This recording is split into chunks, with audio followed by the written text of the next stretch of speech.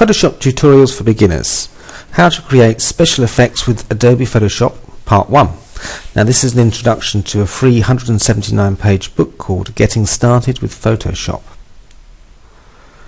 Need to add special effects to your pictures? This special guide is going to lead you through step by step with the help of several Photoshop moves so that you can add some great looking computer graphics to your digital images. So, you may find it helpful to use a masking on your photo to select which parts you want to change and leave untouched before you add any special effects.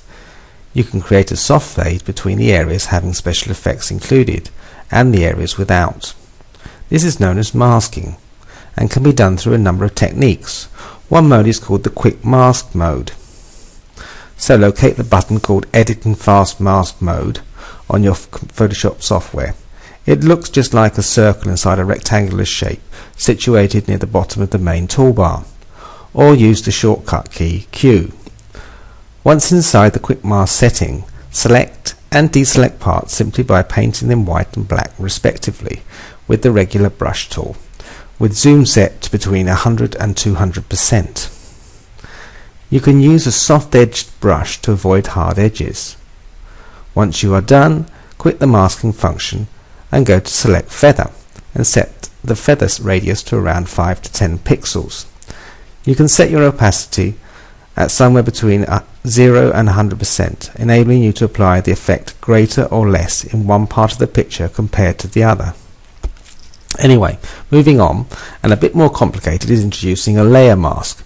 This allows you to apply virtually any effect gradually to any given point inside your picture.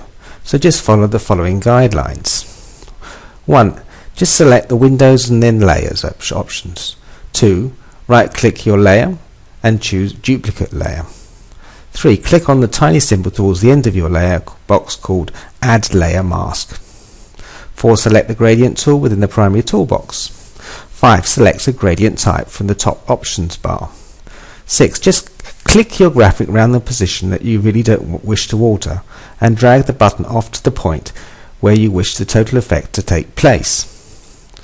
Then last of all, return to the original background layer and add any kind of effect you like.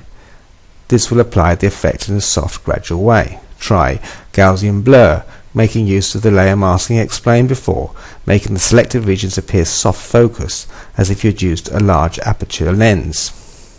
Using curves makes the corners darker compared to the center, duplicating the zoom lens effects, which is known as vignetting. Really, vignetting is recognized as a zoom lens malfunction, yet subjectively it can bring an extra feeling to your photo, creating a type of frame that would add a sucking influence, drawing attention to the center of your picture.